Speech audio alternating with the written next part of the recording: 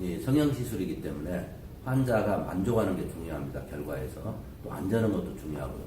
그래서 일단 이 환자가 만족하려면 변화된 후의 모습이 자연스러워야 되겠죠. 그래서 주사한 그 내용물이 이 피부의 그 두꺼운 층에 영향을 주지 않을 정도로 충분히 깊숙이 주입하는 게 중요합니다. 그래서 굳이 층을 정확히 따져서 본다면 이 진피층, 또 피하 지방층인데 이 진피층과 피하 지방층에 영향을 주지 않을 정도로 그보다 더 깊숙이, 즉 스마스층, 근육을 둘러싸고 있는 얇은 막이 있는데 그보다 그 스마스층 또는 그 밑으로 주입하는 게 중요하겠습니다. 하지만 예외적으로 흉터와 같은 깊은 주름이 있다. 이런 경우에는 바늘이 깊게 들어가서 약물을 주입해가지고는 이걸 없애기는 거의 불가능합니다. 그래서 이 깊은 흉터와 같은 주름이 있는 바로 이 라인을 따라서 이 캐뉼라와 같은 바늘을 넣어서 밑에 터널 같은 것을 만들고 그걸 채워주는 방식으로 주입을 하면 콜라겐이 지속적으로 8개월 이상 지속적으로 만들어지면서 이런 것들이 서서히 자연스럽게 펴지는 결과를 기대할 수 있겠습니다. 그래서 혹시 만약에 시술하는 도중에 원치 않게 피부가 불룩 튀어나왔다. 이제 그런 경우 같으면은 약물이 이런 피하 지방층 같은 데 들어가는 경우겠죠. 그럴 때 손가락으로 눌러버리면 됩니다. 눌러서 퍼뜨려지면은 괜찮은 거고요. 만약에 눌러서 퍼뜨리지 않고 불룩 튀어나와 있다 계속해서 그러면 이것은 시술 후에도 지속적으로 튀어나와 있을 겁니다. 환자한테 부자연스러운 점을 주는 것이죠. 그래서 시술 자리에서 바로 제거하는 것이 필요하겠습니다. 그래서 그런 경우는 바늘로 찔러서 짜내면 되겠습니다. 안전과 효과를 생각해야 되기 때문에 얼굴 시술에 있어서 고려해야 될 것이 몇 가지가 있습니다. 안전은 기본이니까 주사를 이렇게 넣어서 이렇게 찔렀는데 약이 주입이 안 된다.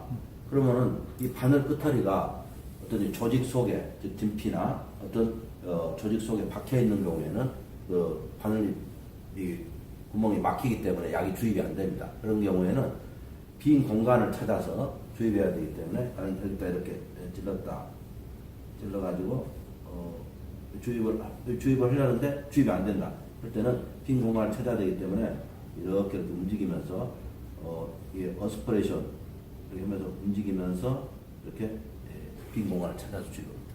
이때 압을 가하면서 이렇게 움직이면 어느 순간 약물이 들어가는 것을 느끼게 됩니다. 약물이 들어가는 걸 느끼면 손가락으로 느끼게 되는데 그 순간 바늘을 정지시키고 쭉 주입을 지속하면 되겠습니다. 이때부터는 주입이 쉬워집니다.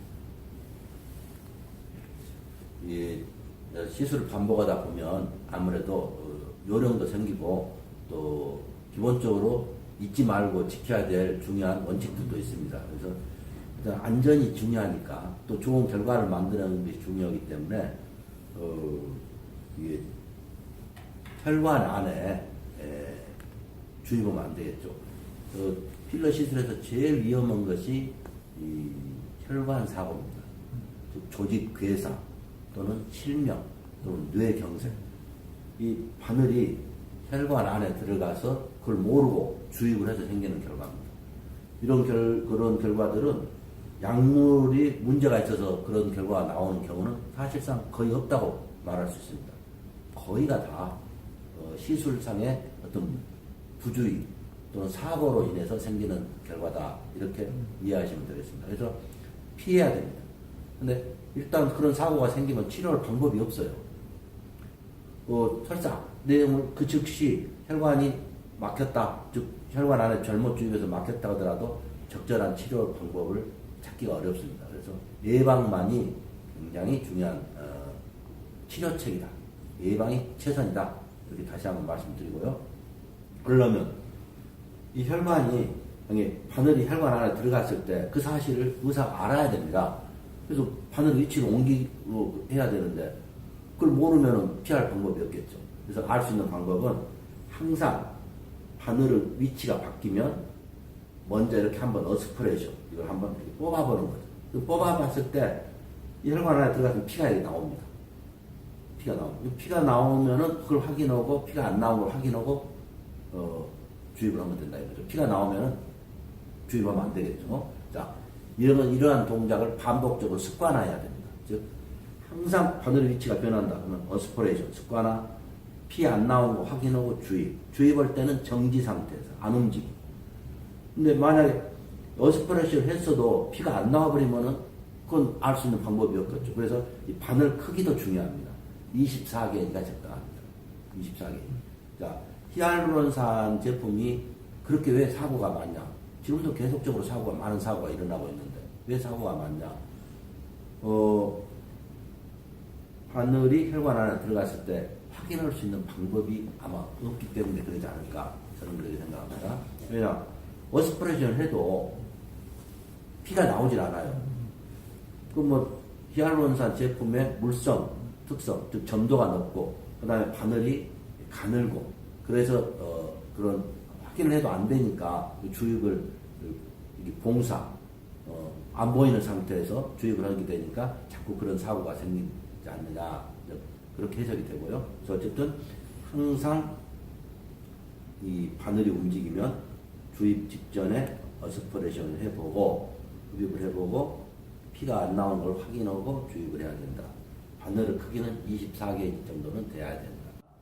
모양을 만들려면 원하는 이게 약물이 바늘이 가늘기 때문에 이 가느다란 바늘을 통과하면서 이 약물이 압력이 굉장히 높아집니다. 압력이 높아지니까 이 물이 계곡에서 이게 홍수가 났을 때 흘러내릴 때 보면 바위가 있으면 삭삭삭 피해서 간단 말이에요. 높은 압력이 있으면.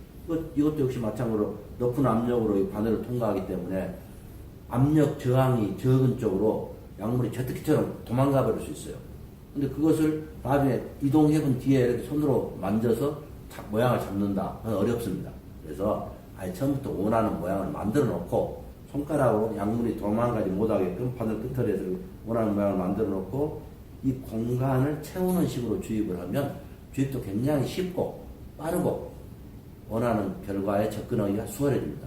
또 혹시 만약에 바늘이 조직에 박혀있다. 밖에서는 안 보이니까 알 수가 없죠. 그런 경우는 막 주입을 하려고 하면은 이게 주입이 안 됩니다.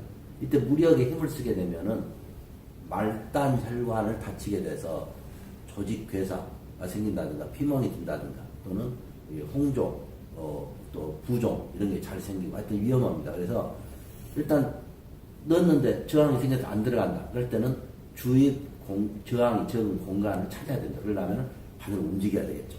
바늘을 움직여서 보고 주입 다시 넣어보고 즉 주입 저항이 적은 공간을 찾아서 주입한다. 주입하는 순간에는 바늘이 정지 상태에서 주입해야 되겠습니다.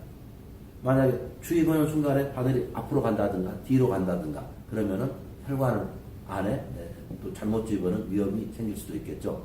지금까지 말한 내용을 좀 정리를 해보면, 자, 바늘이 움직여서 주입하기 직전에는 꼭 어스퍼레이션을 하는 것을 습관화해라. 그래서 혈관 안에 들어가 있는 것을 확인을 해라.